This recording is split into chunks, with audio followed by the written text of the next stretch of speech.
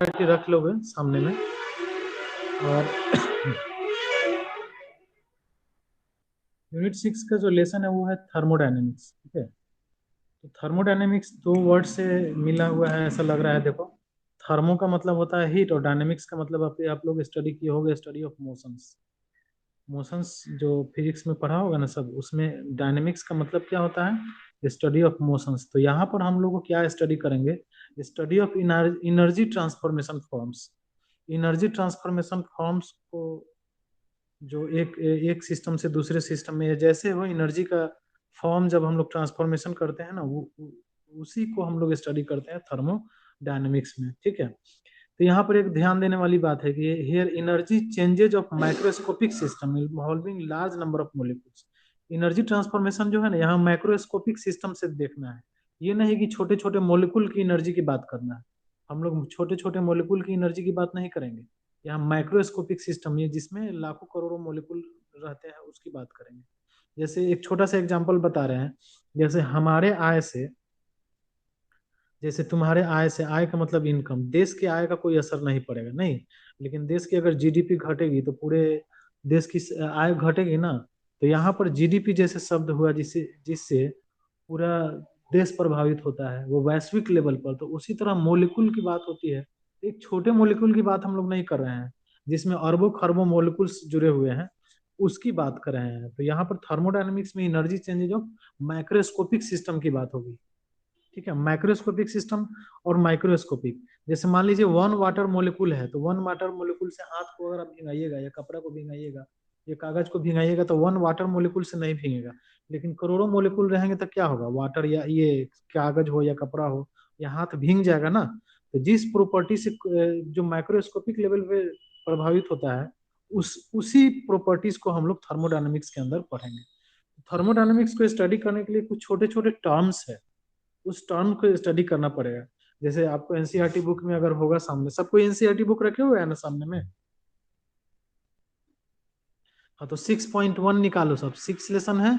6.1 देखो, thermodynamics terms है, लिखा हुआ है थर्मोडायनेमिक्स टर्म्स।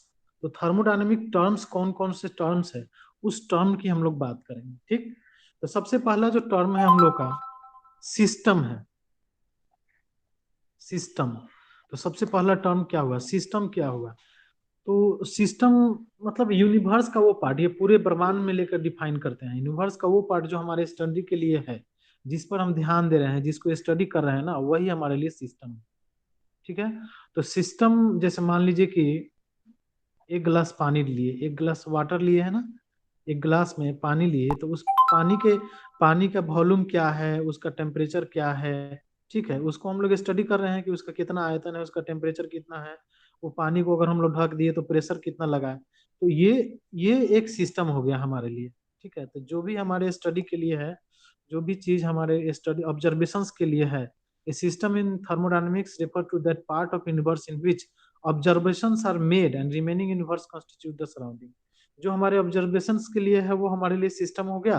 अब बाद बाकी जो भी चीज है वो सब के सब क्या हो गया, सराउंडिंग हो गया। तो सिस्टम का कॉन्सेप्ट क्लियर हो गया और सराउंडिंग का कॉन्सेप्ट क्लियर हुआ। सिस्टम क्या है, जो हमारे पार्ट ऑफ यूनिवर्स, जो हमारे लिए ऑब्जर्वेशंस के लिए है, उसको हम लोग बोलेंगे सिस्टम। और जिसको, जो सिस्टम के चारों तरफ है वो हमारे लिए क्या हो गया, सराउंडिंग हो गया। ठीक है, मैंने कहने का मतलब ये हुआ कि यूनिवर्स जो बना है ना, यूनिवर्स ये पूरा ब्रह्मांड क्या चीज से बना है, सराउंडिंग से और दूसरा सिस्टम से। सराउंडिंग मतलब जो भी चीज है, जो सराउंडिंग मतलब क्या हुआ, जो हमारे अंडर जो स्टडी, हम जो स्टडी के लिए नहीं है, जो थिंग्स स्टडी के लिए नहीं है वो सराउंडिंग हो गया। और जो थिंग्स स्टडी के लिए है वो हो गया सिस्टम। सिस्टम और सराउंडिंग का कॉन्सेप्ट क्लियर हो गया। ठीक है, समझ रहे हैं ना।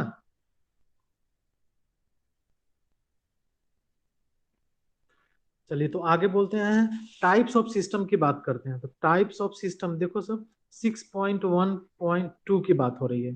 तो टाइप्स ऑफ सिस्टम क्या क्या है, सबसे पहला है ओपन सिस्टम। ओपन सिस्टम, मेरा वॉइस क्लियर है ना, बोल दो तो एक बार। Yes sir. चलो ठीक है, एकदम ध्यान से सुनो। दूसरा है क्लोज सिस्टम, और तीसरा जो सिस्टम है वो है isolated system. Isolated system, open system, close system, isolated system. तो देखो ओपन सिस्टम क्या होती है, ऐसा सिस्टम जिस सिस्टम में मैटर एंड एनर्जी का ट्रांसफॉर्मेशन हो सके, ठीक है, एक्सचेंज हो सके बिटवीन सिस्टम एंड सराउंडिंग। देखिए सिस्टम और सराउंडिंग क्या होता है, एक वॉल से दोनों सेपरेट होते हैं। ये है सराउंडिंग, जैसे मान लीजिए एक गिलास पानी है, ठीक है, एक गिलास पानी है, ठीक, चाहे किसी बर्तन में पानी है ना, और उस पानी को हम लोग हीट कर रहे हैं। हीट करेंगे तो पानी वेपर बनकर क्या होगा, उड़ेगा। हीट करेंगे पानी को तो वेपर बनकर उड़ेगा। और दूसरी बात, हीट करेंगे तो सिस्टम में जाएगा हीट, तो सिस्टम में हीट जा रहा है, एनर्जी भी जा रहा है, और सिस्टम से मैटर भी बाहर निकल रहा है, पानी वेपर बन के निकल रहा है। तो ऐसा सिस्टम जिससे मैटर और एनर्जी दोनों एक्सचेंज कर सके, मैटर एंड एनर्जी, ठीक है, ध्यान से सुनो, जिसमें मैटर एंड एनर्जी दोनों एक्सचेंज कर सके, उस सिस्टम को बोल रहे हैं open system. A system which can exchange both matter in energy, A system which can change both matter in energy is called open system.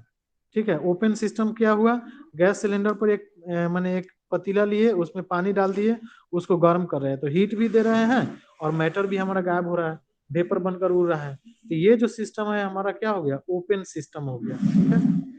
और दूसरा सिस्टम हो गया क्लोज सिस्टम। क्लोज सिस्टम, तो क्लोज सिस्टम ऐसा system है जिसमें matter नहीं जाएगा, ठीक है। क्लोज सिस्टम, मैटर का एक्सचेंज नहीं होगा लेकिन एनर्जी का एक्सचेंज होगा, मैटर का एक्सचेंज नहीं होगा लेकिन एनर्जी का एक्सचेंज होगा। जैसे मान लीजिए एक कप टी है, टी टी हम लोग पीते हैं ना, उसकी टी, उसी टी की बात कर रहे हैं। तो उसमें से उसमें कप क्या होता है, धीरे धीरे हॉट होता है ना, तो धीरे धीरे कोल्ड होते जाता है, गर्म होते जाता है। तो ये एनर्जी का तो एक्सचेंज हो रहा है लेकिन मैटर का एक्सचेंज नहीं हो रहा है। कप के अंदर जो पानी का मोलिकुल है या ड्रॉपलेट्स है, जो भी चीज हो, या मिल्क का ड्रॉपलेट है, वो ड्रॉपलेट तो बाहर थोड़ी निकलता है, केवल एनर्जी, वो कप धीरे धीरे ठंडा हो जाता है। तो एनर्जी का एक्सचेंज हो रहा है, वैसे सिस्टम को बोलेंगे क्लोज सिस्टम। तो ओपन सिस्टम क्या हुआ, ए system which can exchange both matter and energy is known as open system. A system which can change energy but not matter को नहीं चेंज हो सकता है, उसको बोलते हैं क्लोज सिस्टम। आपके एनसीईआरटी बुक में अच्छा से एग्जांपल दिया है, ध्यान देखिए, उसमें एनर्जी का एक्सचेंज हो रहा है लेकिन मैटर का एक्सचेंज नहीं हो रहा है, उसको क्या बोल रहे हैं, क्लोज सिस्टम बोल रहे हैं। और तीसरा हो गया आइसोलेटेड सिस्टम। आइसोलेटेड सिस्टम एक ऐसा सिस्टम है जिसमें ना ही मैटर का चेंज, ना ही मैटर और ना ही एनर्जी, किसी भी चीज का एक्सचेंज नहीं होगा, तो उस सिस्टम को बोलेंगे आइसोलेटेड सिस्टम। जैसे मान लीजिए कि थर्मस हो गया या फ्लास्क हो गया, उसके अंदर जो हम लोग पानी गर्म करके रखते हैं, तो उसको यह माना जाता है कि वो आइसोलेटेड सिस्टम है, क्योंकि कुछ ही देर के लिए सही, 1 घंटा 2 घंटा देर के लिए सही गर्म तो रहता है ना, तो उतना देर के लिए तो आइसोलेटेड सिस्टम है। अब भाई रात भर रख दीजिएगा तो वो पानी तो ठंडा हो ही जाएगा, तो उस समय तो उस हिसाब से सोचेंगे तो आइसोलेटेड सिस्टम नहीं होगा। तो आइसोलेटेड सिस्टम क्या हुआ, जिसमें मैटर और एनर्जी दोनों का ट्रांसफॉर्मेशन होता है, दोनों एक्सचेंज होता है, ठीक है, उसको बोलेंगे आइसोलेटेड सिस्टम। और जिसमें सॉरी सॉरी जिसमें नो मैटर और सर। एनर्जी एक्सचेंज होगा उसको बोलेंगे ओपन सिस्टम। तो सिस्टम क्या हुआ, ओपन सिस्टम, देखो ओपन सिस्टम, दूसरा क्लोज सिस्टम, और तीसरा क्या हो गया, आइसोलेटेड सिस्टम, ठीक है। तो जिसमें मैटर एनर्जी दोनों हो, दोनों एक्सचेंज कर सके सराउंडिंग और सिस्टम के बीच, तो उसको बोलेंगे ओपन सिस्टम। और जिसमें मैटर नहीं हो लेकिन एनर्जी, सॉरी सॉरी मैटर और एनर्जी की बात हो रही है, तो एनर्जी और मैटर दोनों एक्सचेंज होगा तो ओपन सिस्टम। जिसमें मैटर नहीं हो लेकिन एनर्जी हो तो क्लोज सिस्टम। और जिस सिस्टम में ना ही मैटर ना ही एनर्जी, किसी भी चीज का अगर एक्सचेंज नहीं होता है, तो वैसे सिस्टम को हम लोग क्या बोलते हैं, आइसोलेटेड सिस्टम बोलते हैं। आइसोलेटेड सिस्टम का एग्जाम्पल भाई उसी वही मान लीजिएगा, थर्मस हो गया या फ्लास्क हो गया, जिसमें हॉट चीजें बहुत देर तक के लिए रह जाती है, ठीक। तो इतना क्लियर हो गया, open system, close system, isolated system. चलो अच्छा से, अब एक चीज है, एक, अब अगला देखो, 6.1.3 में the state of a system है, टर्म है क्या है, the state of a system, the state of, दिख रहा है ना, एक्चुअली इधर से आ रहा है, the state of a system. Book रखो सब, बुक रखोगे तो क्लैरिटी आएगी। स्टेट ऑफ अ सिस्टम क्या होता है, मतलब मैटर सिस्टम की ऐसी प्रॉपर्टी जो स्टेट पर निर्भर करता है, ठीक है, वो पाथ पे निर्भर नहीं करता है, उसको हम लोग बोलते हैं स्टेट ऑफ अ सिस्टम। जैसे मान लीजिए कि तालाब में पानी है, ठीक है, तालाब में क्या है, पॉन्ड में वाटर है, ठीक है। अब उसमें वाटर आप बोर्डिंग से डालो या रेन से डाल गिरता है, रेन से भरे या बोर्डिंग करके डालिए, या आप किसी ट्यूब से डालिए, ठीक है, कहीं पर से किसी नहर से पानी ले आकर डाल दीजिए, ठीक। तो किसी भी तरीका से पानी डालिए आप, अगर शुरू में V1 है तो बाद में पानी डालने के बाद क्या हो जाएगा V2। तो चेंज इन वॉल्यूम क्या होगा, तो चेंज इन वॉल्यूम जो होगा इनिशियल और फाइनल पे निर्भर नहीं करेगा। आप पानी कैसे डाले, बोर्डिंग चला करके डाले या वर्षा से डल गया या नहर से कैनाल बना के पानी डाल दिए तालाब में, तो ये चीज जो है ना वॉल्यूम उसका निर्भर करता है। चेंज इन वॉल्यूम केवल इनिशियल और फाइनल वॉल्यूम पे निर्भर करता है। आप पानी कैसे डालिए इस बात पे तो निर्भर नहीं करता है। तो ये जो वॉल्यूम हो गया ना ये स्टेट हो गया, ठीक है। जैसे मान लीजिए कोई भी चीज है, पानी है बर्तन में, ठीक, इसको आप इमर्शन रॉड डाल के गर्म करिए या इसको चूल्हा पे गर्म करिए, ठीक है। तो जैसे मान लीजिए शुरू में T1 है, अब बाद में आप गर्म करके इमर्शन रॉड डाल के गर्म करिए तो T2 हो गया। या आप चूल्हा पे गर्म करिए, चाहे आप इसमें कुछ स्टैंड डाल दो और उसको हाथ से मूवमेंट करो, तो मूवमेंट करते करते क्या होगा, ये पानी गर्म होगा, तो इसका टेम्परेचर क्या हो जाएगा, T2 हो जाएगा। तो चेंज इन टेम्परेचर क्या होगा, T2 माइनस T1। तो ये चेंज जो है ना इनिशियल और फाइनल पे निर्भर कर रहा है। आप कैसे पानी गर्म करोगे इस बात पे निर्भर नहीं करता है, ठीक है। तो ये चेंज इन टेम्परेचर जो है इनिशियल और फाइनल पे निर्भर करता है। तो टेम्परेचर क्या हो गया, स्टेट ऑफ अ सिस्टम हो गया, ठीक है। अब बलून है, बलून को उसमें हवा भरते हो तो क्या होता है, वो हवा फूल जाता है ना, उसमें प्रेशर बढ़ जाता है। तो आप कैसे भी हवा भरो, ठीक है, उसका प्रेशर जो है वो केवल इनिशियल और फाइनल पे निर्भर करेगा। चेंज इन प्रेशर क्या होगा, P2 माइनस P1 पे निर्भर करेगा कि नहीं। आप हवा कैसे भरते हो, आप पंप से भरते हो कि मुंह से भरते हो, इस पर थोड़ी निर्भर कर रहा है P2 माइनस P1 का अंत, P2 minus P1। Change in pressure आप कैसे भी भरो, तो टेम्परेचर चेंज करो या वॉल्यूम चेंज करो या प्रेशर चेंज करो, ये जो प्रेशर चेंज कर रहे हैं, वॉल्यूम चेंज कर रहे हैं, टेम्परेचर चेंज कर रहे हैं, कैसे कर रहे हैं उस पर निर्भर नहीं कर रहा है, ठीक है। केवल यह निर्भर कर रहा है कि इनिशियल क्या है और फाइनल क्या है। तो सिस्टम की ऐसी प्रॉपर्टी जो इनिशियल और फाइनल पे निर्भर करता है उसको स्टेट ऑफ अ सिस्टम कहते हैं, या बोलते हैं स्टेट ऑफ अ सिस्टम। जैसे आप फिजिक्स में पढ़ते हो ना, अगर किसी बॉडी का स्टेट बताना है तो कोऑर्डिनेट्स लेते हैं, एक्स एक्सिस और वाई एक्सिस।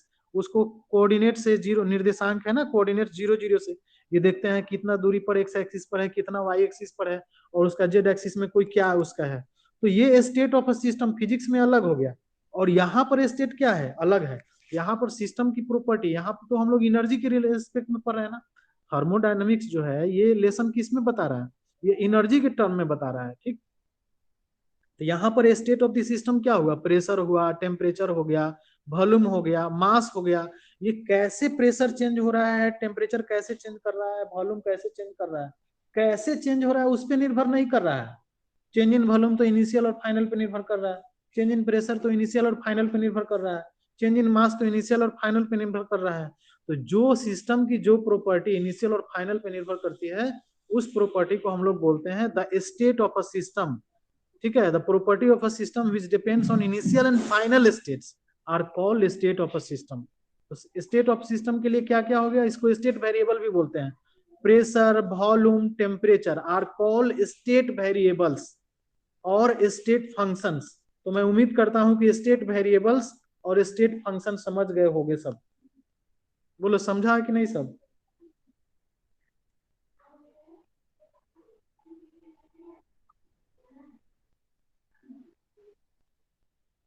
बताओ साधका, समझिए ना। Yes sir. चलो तो फिर हम लोग क्या क्या पढ़ लिए, एक सिस्टम के बारे में जाने, सराउंडिंग के बारे में जाने, सिस्टम कितने प्रकार के होता है, 3 प्रकार का, open system, close system, isolated system. उसके बाद हम लोग पढ़े state of a system, system का कौन स्टेट होता है, तो जो इनिशियल और फाइनल पे निर्भर करता है उसको स्टेट फंक्शन और स्टेट वेरिएबल्स कहते हैं। Pressure, volume, temperature are called state variable and state function, ठीक है। अब दूसरा एक चीज प्रोसेस है, एनसीईआरटी में जो बीच बीच में लिखा हुआ है process, the internal energy is a state function है, तो उसमें हम एक प्रोसेस देख लेते हैं, ठीक है। ये प्रोसेस की क्या बात है, ठीक। Any action which can change the state of A system is called process. देखो प्रोसेस क्या बोलते हैं, any action which can change which can change the state of a system. State of a system is called process. ठीक है, ध्यान से सुनो सब, प्रोसेस क्या होता है। और अभी प्रोसेस क्या होता है, कोई भी काम जो सिस्टम की स्टेट चेंज कर दे, ठीक है, उसको क्या बोलते हैं, प्रोसेस। अब प्रोसेस कितने प्रकार के होते हैं, बुक पढ़िएगा तो आपको क्लियर होगा। सबसे पहला प्रोसेस है आइसोथर्मल प्रोसेस। कौन सा प्रोसेस, आइसोथर्मल प्रोसेस। आइसो का मतलब होता है इक्वलिटी, माने समान, ठीक है, और थर्मल का मतलब टेम्परेचर, थर्म का मतलब क्या होता है, टेम्परेचर। तो आइसोथर्म मतलब टेम्परेचर इक्वल होगा। इक्वल कहने का मतलब चेंज इन टेम्परेचर जीरो होगा। चेंज इन टेम्परेचर जीरो होगा मतलब ये क्या होगा, टेम्परेचर कांस्टेंट होगा, टी इज इक्वल टू के होगा। तो जहां भी ऐसा कोई भी प्रोसेस जिसमें टेम्परेचर कांस्टेंट होता है, that process is called isothermal process. ठीक है, प्रोसेस क्या होता है इसका मैंने बताया है ना, कि any action which can change the state of A system. System का स्टेट क्या है, मान लीजिए शुरू में टेम्परेचर T1 है, बाद में टेम्परेचर क्या हो गया, T2 हो गया। आप इमर्सन रॉड डाल के गर्म करो, या चूल्हा पे गर्म करो, या आप कोई पैडल लगा करके मूव करा करके वाटर को गर्म करो, तो उसका टेम्परेचर चेंज हो जाएगा। लेकिन अगर टेम्परेचर चेंज ही नहीं होगा, चेंज इन टेम्परेचर अगर जीरो होगा, इस बात का मतलब ये हुआ कि टेम्परेचर कांस्टेंट है। और जब टेम्परेचर कांस्टेंट है ना, तो वैसे प्रोसेस को बोलते हैं आइसोथर्मल प्रोसेस। एकदम माइंड मेकअप कर लो सब। आइसोथर्मल प्रोसेस कहीं भी आज के बाद आए तो सीधा समझना कि टेम्परेचर कांस्टेंट है। टेम्परेचर कांस्टेंट मतलब चेंज इन टेम्परेचर जीरो है। Temperature constant means change in temperature क्या है, जीरो है। मतलब delta T is equal to T2 - T1, और T2 - T1 बोले तो कितना आ गया, जीरो हो गया। ठीक है, तो पहला प्रोसेस हो गया आइसोथर्मल प्रोसेस। दूसरा प्रोसेस लिखो, लिखो नहीं, सुनो ध्यान से, आइसोकोरिक प्रोसेस। आइसोकोरिक, ठीक है। तो आइसोकोरिक में आपको माइंड में रखना होगा, delta V is equal to zero होता है, माने चेंज इन V2 - V1 क्या हो गया, जीरो हो गया। तो V2 - V1 जीरो है तो बोलेंगे कि V कांस्टेंट है। अब V कांस्टेंट है, जहां कहीं भी कोई ऐसा प्रोसेस हो जिसमें वॉल्यूम सिस्टम का कांस्टेंट हो गया, तो वैसे प्रोसेस को हम लोग बोलते हैं आइसोकोरिक प्रोसेस। थर्ड नंबर जो प्रोसेस है उसका नाम है आइसोबारिक प्रोसेस। ठीक है, क्या है, आइसोबारिक प्रोसेस।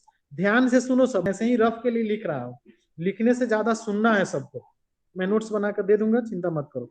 आइसोबारिक प्रोसेस क्या होता है, जिसमें प्रेशर कांस्टेंट है। प्रेशर कांस्टेंट बोले तो P2 - P1 मतलब delta P is equal to zero. ठीक है, और लास्ट में क्या हो गया, adiabatic process. Adiabatic process, adiabatic process क्या होता है भाई, अमाउंट ऑफ हीट एंटरिंग और leaving the system is constant, मतलब delta Q is equal to zero. अगर चेंज इन डेल्टा क्यू मतलब क्या होगा, Q2 - Q1। अगर Q2 - Q1 मतलब हीट जो है, अगर किसी सिस्टम में कांस्टेंट है, हीट अंदर, हीट का एक्सचेंज नहीं हो रहा है, तब सिस्टम को बोलेंगे वो सिस्टम एडियाबेटिक प्रोसेस में है। तब कौन सा सिस्टम में है वो, एडियाबेटिक प्रोसेस में है। ठीक है, तो बताओ, आइसोथर्मल प्रोसेस, आइसोकोरिक, आइसोबारिक और एडियाबेटिक, ये सब फिजिक्स में भी पढ़ोगे, थर्मोडायनेमिक्स में। लेकिन यहाँ चूंकि हम लोग को केमिस्ट्री में भी स्टडी करना है, तो यहाँ भी स्टडी करना पड़ेगा। तो ये प्रोसेस है। इस प्रोसेस के अलावा एक और प्रोसेस है, एक रिवर्सिबल प्रोसेस है, रिवर्सिबल प्रोसेस। ठीक है, और दूसरा है irreversible process. Irreversible, irreversible process. ठीक है, तो रिवर्सिबल प्रोसेस क्या हुआ, the process which is taking place infinitesimal, infinitesimally slowly, ऐसे बोल सकते हैं। जो प्रोसेस काफी धीरे धीरे चेंज हो, ठीक है, काफी धीरे धीरे चेंज हो, उस प्रोसेस को बोलते हैं रिवर्सिबल प्रोसेस। और जो अचानक से चेंज हो जाता है, जो तुरंत चेंज हो जाता है, इरिवर्सिबल प्रोसेस। इरिवर्सिबल प्रोसेस में जैसे बैकवर्ड नहीं हो सकता है। जैसे एक बात समझो सब, मान लीजिए कि छत पर से हमको नीचे आना है, तो दो तरीका से आ सकते हैं, एक सीढ़ी से आ सकते हैं और दूसरा कैसे आ सकते हो, छत पर से डायरेक्ट नीचे जंप मार सकते हो। तो सीढ़ी पर से आओगे, तो सीढ़ी पर से एक सीढ़ी अगर नीचे आते हैं तो फिर वापस भी मुड़ सकते हैं, दूसरा सीढ़ी पर जा सकते हैं, फिर छत पे जा सकते हैं। फिर ऊपर से अगर 3 स्टेप डाउन हुआ तो फिर पीछे भी मुड़ सकते हैं, 4 स्टेप डाउन हुआ तो फिर पीछे भी बैकवर्ड भी जा सकते हैं। फिर अगर 5 स्टेप नीचे आ रहे हैं तो फिर बैकवर्ड हम छत पे जा सकते हैं। लेकिन क्या मुझे बताओ, छत पर से ग्राउंड पे आने के बाद अगर कोई कहे नहीं बीच में से मैं वापस मुड़ना चाहता हूँ, तो वो संभव है? बताओ, बीच में से अगर फिर से वो छत पे मुड़ना चाहेगा तो वो संभव है? नो। तो जो नो होगा ना, वो इरिवर्सिबल होगा, इरिवर्सिबल। और जो स्टेप्स जो है जैसे 1 स्टेप 2 स्टेप आ रहे हैं, जहां कहीं से भी स्टेप मुड़ सकते हैं, रिटर्न हो सकते हैं, वो वाला स्टेप होता है रिवर्सिबल प्रोसेस, उस तरह का प्रोसेस। तो ऐसा प्रोसेस जो काफी स्लो हो और वो आगे फॉरवर्ड भी हो सके और बैकवर्ड भी हो सके, तो उस प्रोसेस को बोलते हैं रिवर्सिबल। और ऐसा प्रोसेस जो बैकवर्ड होना संभव नहीं है, जैसे छत से नीचे आ गए तो फिर बीच में हवा से जा नहीं सकते हैं, तो वो प्रोसेस को हम लोग बोलते हैं इरिवर्सिबल प्रोसेस। जैसे मान लीजिए इसको हम समझा रहे हैं एक, जैसे देखिए एक पिस्टन ले लेते हैं, ठीक है, नीचे अंदर गैस है, इसके ऊपर हम पिस्टन लगा लिए, ऊपर से कुछ प्रेशर लगा लिए, ठीक। अब मान लेते हैं कि 2 kg बालू का वजन अगर हम 2 kg सैंड रखते हैं, ठीक है ना, तो ये पिस्टन नीचे मूव करता है, 1 मीटर की लंबाई मूव करता है, ठीक। तो अब सोचो, हमारे पास दो रास्ता है, 1 मीटर की लंबाई पिस्टन को मूव कराने के लिए या तो 2 kg का वजन रख देंगे, तो सीधा सीधी पिस्टन कहाँ आ जाएगा, 1 मीटर आ जाएगा। तो ये प्रोसेस हो गया क्या, इरिवर्सिबल प्रोसेस, ठीक। अब तुम सोचो 2 kg का बालू सैंड रखने के लिए आप दूसरा काम कर सकते हो कि बालू का एक एक दाना रख सकते हो। तो बालू का आप सोचो कि एक एक दाना रख करके तो थोड़ा थोड़ा बढ़ेगा ना, पिस्टन थोड़ा थोड़ा नीचे जाएगा। आपकी मर्जी होगी तो एक दाना हटा भी लीजिएगा,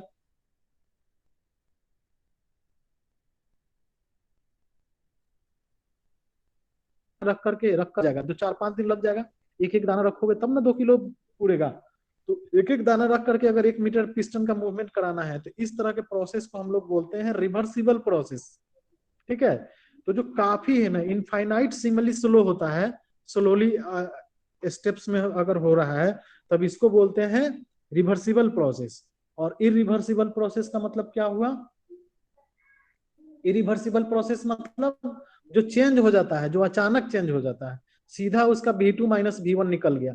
पहले वॉल्यूम था V1, अब बाद में हो गया क्या चीज, V2।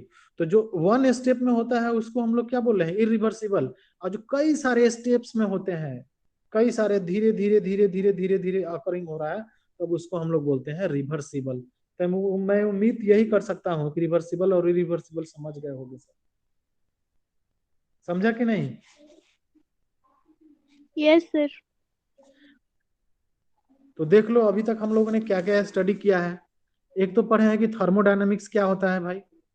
तो थर्म का मतलब हीट और डायनेमिक्स का मतलब मोशन, माने हीट का मोशन होता है, तो माने हीट का एक्सचेंज होता है, उसी को बोलते हैं थर्मोडायनेमिक्स। तो जिस केमिस्ट्री के जिस ब्रांच में हीट एक्सचेंज की स्टडी किया जाता है उसको बोलते हैं थर्मोडायनेमिक्स। अब थर्मोडायनेमिक्स स्टडी करने के लिए कुछ टर्म्स का होना जरूरी है। तो सबसे पहले पढ़े हो कौन कौन सा टर्म, सिस्टम क्या होता है। तो सिस्टम, तो एनी ऑब्जर्वेशन आर मेड, कोई भी ऑब्जर्वेशन जो हमको मिलता है ना जिस भी किसी थिंग से, उसको हम लोग सिस्टम बोलते हैं। और जिसको ऑब्जर्वेशन करते हैं ना, और जो हमारा जो छूट जाता है, जो छूट जाता है वो हो गया सराउंडिंग। सिस्टम और सराउंडिंग को एक साथ बोल सकते हो यूनिवर्स, ठीक है, ये क्लियर हो गया।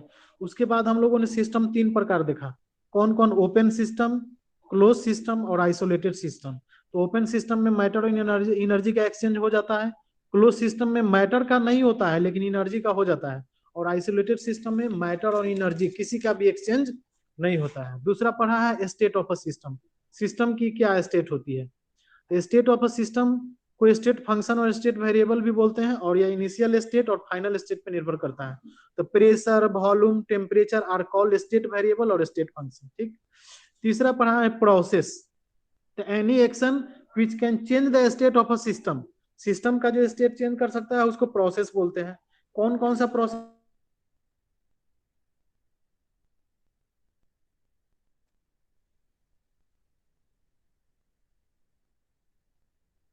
आइसोबैरिक प्रोसेस जिसमें प्रेशर कांस्टेंट, एडियाबेटिक प्रोसेस जिसमें हीट कांस्टेंट, रिवर्सिबल प्रोसेस जो इनफाइनाइटली सिमली स्लोली होता है उसको बोलते हैं रिवर्सिबल प्रोसेस।